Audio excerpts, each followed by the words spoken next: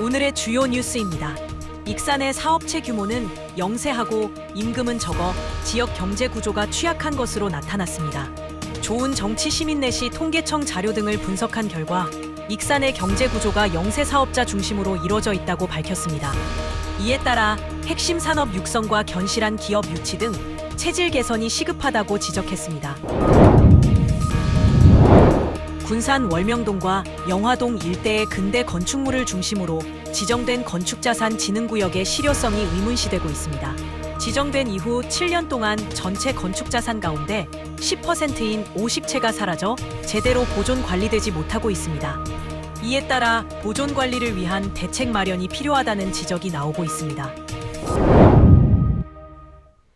여러분 안녕하십니까? 11월 19일 수요일 종합뉴스입니다.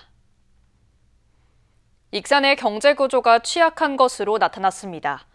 좋은 정치 시민넷이 통계청 자료 등을 분석한 결과 익산은 영세 사업체 비중이 늘고 급여 수준은 낮았습니다. 경제 구조 체질 개선을 위한 핵심 산업 육성과 안정적인 일자리 창출이 절실해 보입니다. 익산의 경제 구조가 취약한 것으로 나타났습니다. 좋은 정치 시민넷이 통계청 자료 등을 분석한 결과 익산은 최근 10년간 사업체가 증가했습니다. 2020년 34,546개의 사업체에서 3년 후에는 7.2%가 늘어난 36,734개로 집계됐습니다. 하지만 사업체 규모 면에선 초라했습니다. 전체 사업장 중 5인 미만이 무려 89.1%를 차지했습니다. 대규모 제조업이나 중견기업 기반이 열악한 겁니다. 2023년 기준 500명 이상 사업체는 불과 6곳입니다. 사업체 수도 실제적으로 보면 5인 미만 사업체가 90%를 차지할 정도로 늘고 있다라고 하는 거고, 특히 100인 이상 사업장은 줄고 있는 추세를 보이고 있어서 영세 사업체 비중이 커지면서 임금 수준도 열악해지고 있습니다. 소규모 사업체일수록 구직자와 업체 간의 일자리 미스매칭 문제가 심각해지고 있습니다. 이 많이 남는 게 아니잖아요. 그러니까 많이 주면 안 남으니까 또 그런 게 있긴 있어요. 익산의 임금 수준을 보면 2023년 원천 징수지 기준 1인당 연평균 급여액은 3,597만 원으로 나타났습니다. 도내 14개 시군 중 9번째로 전국 평균의 81.3% 수준입니다. 특히 도내에서 가장 높은 임금 수준을 보인 완주군과는 무려 2,143만 원이나 차이가 났습니다. 때문에 지금과 같은 경제 구조를 바꾸지 않으면 탈익산 현상을 막기란 현실적으로 어렵다는 우려가 나옵니다. 익산시는 바이오와 농식품 등으로 산업 구조 개편에 집중하고 있습니다. 일정 수준의 임금이 보장되는 안정적인 일자리를 제공할 수 있는 기업을 유치할 수 있느냐가 관건이 되고 있습니다. 기업 유치나 이런 거 숫자에 빠지지 마시고 나름대로 유치를 하더라도 임금 수준이 일정 정도 담보되는 양질의 일자리를 찾아서 이거를 유치하지 않으면 지역 경제나 인구에 대한 체질 개선이 어렵다고 저는 판단하고 있습니다. 영세 사업체는 늘고 임금 수준은 열악해지는 등 취약성을 드러내고 있는 익산의 경제 구조. 체질 개선을 하지 못하면 청년층 유출 심화 등의 부작용을 근본적으로 해결하기 어려워 보입니다. KCN 뉴스입니다. 핵융합 연구시설 유치전이 치열한 가운데 정부 측 실사단이 후보지인 군산 새만금을 방문했습니다. 과학기술정보통신부는 어제부터 4일 동안 후보지인 새만금 산단 등에서 현장 실사평가를 진행합니다. 이들은 새만금 부지와 용수 전력 상황 등을 확인하며 유치 적합성을 살피고 있습니다. 1조 2천억 원 규모의 인공태양 유치전에는 새만금을 비롯해 전남 나주와 경북 경주 등 3곳이 경쟁하고 있습니다. 최종 사업지는 발표 평가 등을 거쳐 이달 말 선정할 예정입니다. 도내 해역에서 친환경 풍력에너지를 생산할 인프라 구축이 탄력을 받을지 주목됩니다. 전북도는 오늘 국내 유일의 탄소 소재 전시회 카본코리아 2025에서 군산시 한국전기연구원, 도레이 첨단 소재 등 12개 기관 기업과 해상풍력 블레이드 클러스터 조성을 위한 업무 협약을 맺었습니다. 이들 기관 기업은 국산 블레이드 표준과 공용화 모델 개발, 실증 양산, 보급 기반의 공급망 구축, 배후 항만과 연계한 클러스터 조성 등에 협력하기로 했습니다. 도는 협약을 통해 해상풍력 블레이드 산업의 생태계를 조성하고 재생에너지 산업의 경쟁력을 끌어올린다는 구상입니다. 내년 도지사 선거 민주당 경선에 나서는 이원택 국회의원이 전북 전체를 농어촌 기본소득 선도 지역으로 지정해야 한다고 주장했습니다. 이 의원은 오늘 도의회에서 기자회견을 갖고 정부가 지원하는 농어촌 기본소득은 개별 시군 단위보다 광역 단위에서 효과를 검증해야 실질적인 성과를 낼 수 있을 것이라고 강조했습니다. 이를 위해서는 정부의 기본계획 추진이 중요하다며 농도인 전북이야말로 농어촌 기본소득 광역 단위 추진에 가장 적합하다고 덧붙였습니다. 한반도 KTX 노선이 제한된 가운데 익산역이 소외될 수 있다는 우려를 사고 있습니다. 조계원 민주당 의원은 지난 7일 국회 예결위 전체회의에서 315km에 달하는 서울 여수 간 한반도 KTX 노선을 제안했습니다. 하지만 이 노선에는 익산역이 포함돼 있지 않아 호남 철도 교통의 중심지인 익산의 위상이 약화할 것이라는 우려가 커지고 있습니다. 새만금 개발청이 미국 글로벌 기업들을 대상으로 투자 유치 활동을 벌였습니다. 새만금 개발청은 주한미국 상공회의소와 어제 서울에서 네트워킹 나잇을 열고 새만금 국가산단의 투자 여건을 설명했습니다. 모더나와 현대자동차 등 주한미국 상공회의소 소속 기업 임직원 50여 명은 새만금의 인센티브 제도와 2차전지 신재생에너지 분야 입주 사례 등을 통해 협력 가능성을 논의했습니다. 수능 가채점 결과 전주에서 만점자가 나온 것으로 파악됐습니다. 전북자치도 교육청에 따르면 올해 수능 난이도가 지난해보다 높다는 평가가 나오고 있지만 가채점 결과 전주에서 만점자가 나온 것으로 파악됐습니다. 또 한 문제만 틀린 수험생도 전주에서 2명이 나온 것으로 파악했습니다. 군산 월명동과 영화동 일대가 건축자산진흥구역으로 지정됐지만 근대 건축물 훼손은 계속되고 있습니다. 지정 7년 동안 10가구 중 1가구가 사라지면서 진흥구역 지정이 효과를 내지 못하고 있다는 지적입니다. 군산 월명동의 한 카페입니다. 이곳에는 원래 일제강점기에 지어진 근대 건축물이 있었지만 지금은 흔적 없이 사라지고 카페가 들어섰습니다. 또 다른 근대 건축물도 외형만 남아있을 뿐 당장 보수가 필요해 보입니다. 군산시는 지난 2017년 일제강점기 군산의 중심지였던 월명동과 영화동 일대 33만 제곱미터를 근대 건축자산 진흥구역으로 지정했습니다. 전체 건축물 1133가구 가운데 439가구, 33%를 근대 건축자산으로 분류해 보존 지원의 법적 근거가 마련됐습니다. 하지만 상황은 악화되고 있습니다. 불과 7년 만에 근대 건축물 439가구 가운데 건축자산의 11.4%인 50가구가 구조 변경되거나 철거됐습니다. 훼손 원인은 37년 동안 유지돼 온 방화지구 지정과 건물의 노후화, 소유주의 경제적 부담 등이 지목됐습니다. 특히 지난 1987년 지정돼 올해 초 해제된 방화지구에서는 증개축을 할 경우 목재 사용이 금지되면서 보존이 더 어려웠다는 지적입니다. 또 행정의 적극적인 지원이나 공공 매입이 부족해 건물을 보수하더라도 불법 공사를 하거나 철거하는 사례도 적지 않았다는 분석이 나옵니다. 관리 계획이나 지구 단위 변경이나 이런 것들을 시에서 하지 않았기 때문에 개인 사비로 그걸 지켜야 되는데 규제는 까다롭고 본 자비로 드리기에는 너무 부담이 크다 보니까 다 손실을 할 수밖에 없는 상황이 되었었습니다.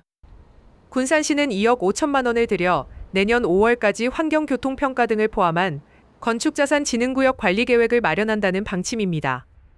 7년 동안 10가구 가운데 1가구가 사라진 근대 건축자산.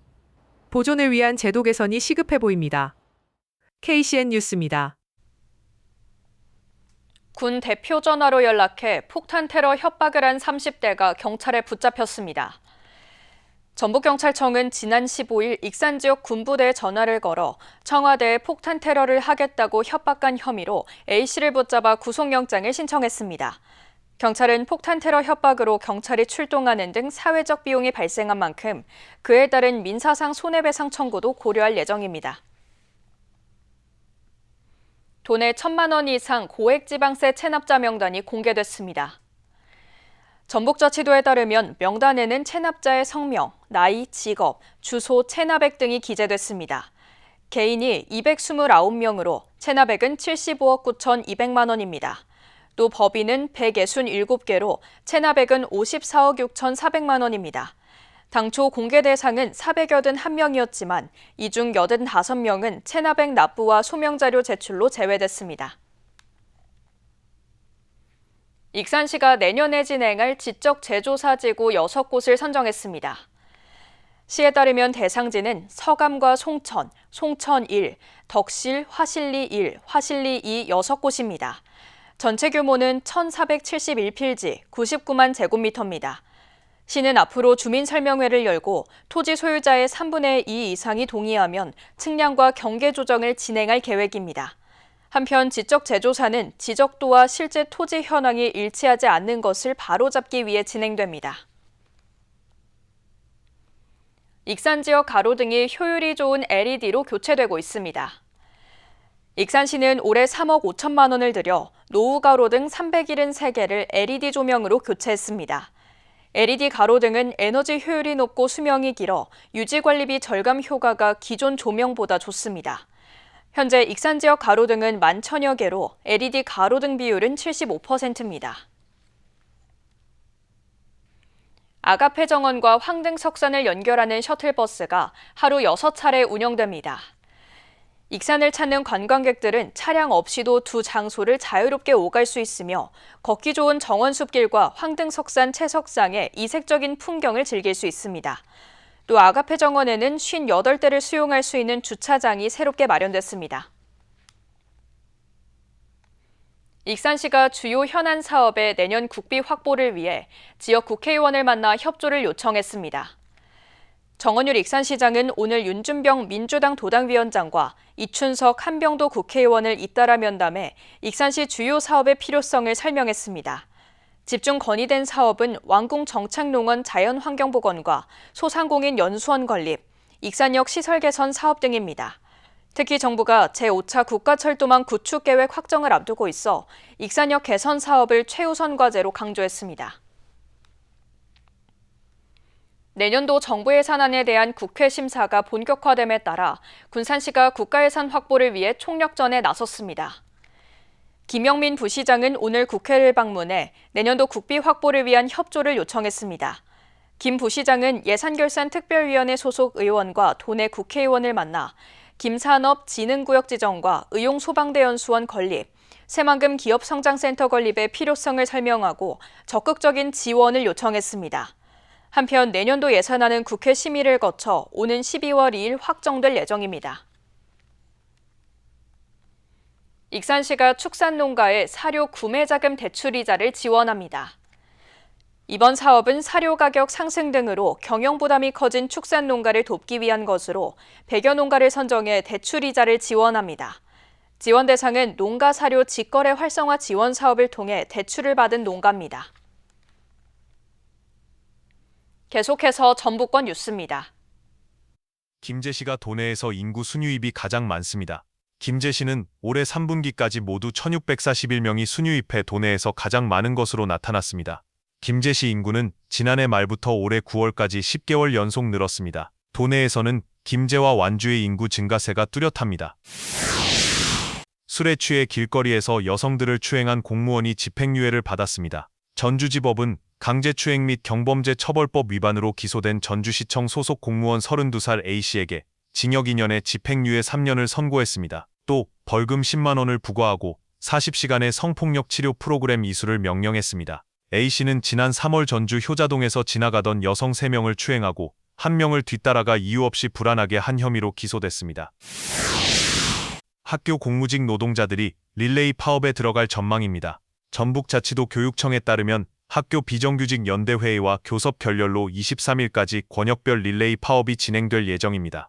이에 따라 상황실을 설치하고 대체식 제공과 단축 수업 등으로 대응할 방침입니다. 학교 비정규직 연대회의 전북지부는 21일 상경투쟁에 나설 계획입니다. 지금까지 전북권 뉴스입니다. 자동차 융합기술원이 현대차 기아와 함께 미래형 상용차 기술 협력에 나섭니다. 자동차 융합기술원이 어제 현대차 기아와 친환경 미래 상용차 분야 기술 협력을 위한 업무 협약을 체결했습니다. 양 기관은 지속 가능한 상생 협력 체계를 마련하고 연구 역량과 인프라를 활용해 미래형 상용차 개발, 상용화 기술 협력, 연구시설 공동 활용을 추진합니다. 자동차 융합기술원은 이번 협약을 계기로 현대차, 기아와 협력 네트워크를 확대하고 지속 가능한 산업 생태계를 조성할 방침입니다. 올해 군산시 건축문화상 일반 분야 금상은 성산면의 군산 스테이 호텔이 수상했습니다. 군산시는 제7회 건축문화상 수상작으로 일반 분야 3점과 공공 분야 2점 등 모두 5점의 우수 건축물을 선정했다고 밝혔습니다.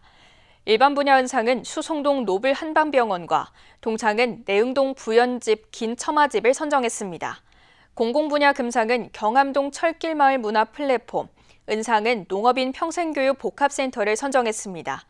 시는 다음 달 15일부터 닷새 동안 시청에서 출품작을 전시하고 23일 시상식을 개최할 예정입니다. 군산 지역 중소기업 근로자 자녀 60여 명에게 장학금이 지원됩니다. 군산시에 따르면 신청 대상자는 군산시에 있는 중소기업 근로자의 자녀로 군산에 주민등록이 된 고등학생과 대학생입니다. 선정된 고등학생은 1인당 50만 원, 대학생은 100만 원의 장학금을 지급받을 수 있습니다. 신청자는 재학 중인 학교장의 추천서와 사용자 또는 노동조합 대표의 추천서 등을 가지고 오는 27일부터 다음 달 2일까지 시 일자리 정책과에 제출하면 됩니다.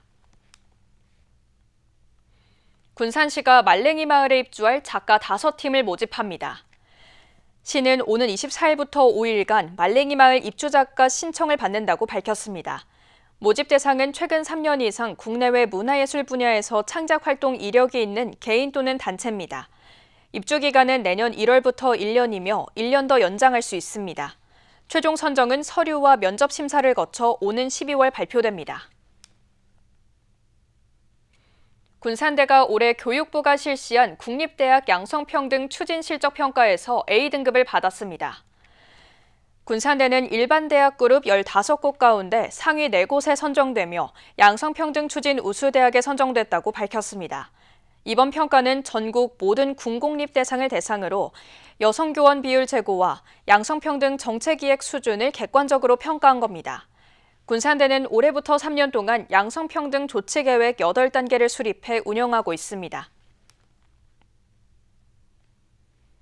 기후환경과 관련된 익산 지역 10개 시민 모임이 환경을 주제로 한 첫 행사를 마련했습니다. 익산 참여연대와 미륵산 지킴이 등 10개 모임으로 구성된 익산 기후행동 시민 네트워크는 오는 22일 익산 공공영상 미디어센터 일대에서 제1회 기후환경 한마당을 엽니다. 친환경 비누 만들기와 아나바다, 기후행동 챌린지, 토종 씨앗 전시 등 다양한 체험 프로그램이 진행되며 기후위기 심각성을 담은 독립영화 상영도 이뤄집니다. 다음은 우리 동네 소식입니다.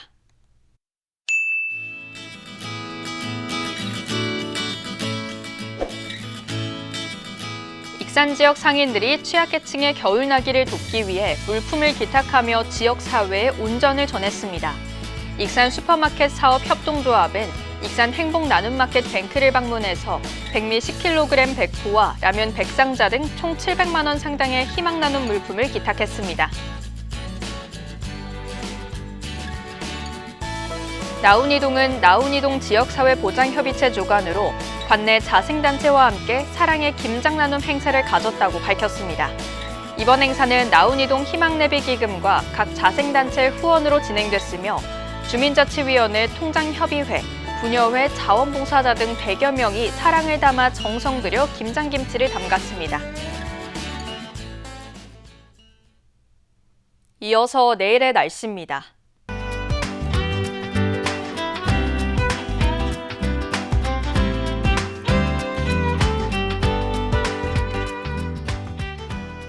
내일 도내는 대체로 흐린 가운데 군산은 14도, 익산은 15도를 보이겠습니다. 내일 기온은 영하 1도에서 15도를 보이겠습니다.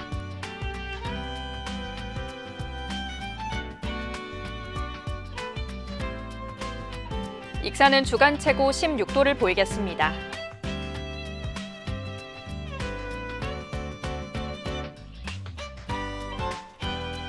군산은 주간 최고 15도를 보이겠고 바다의 물결은 최고 1.5m로 매우 잔잔하게 일겠습니다. 날씨였습니다.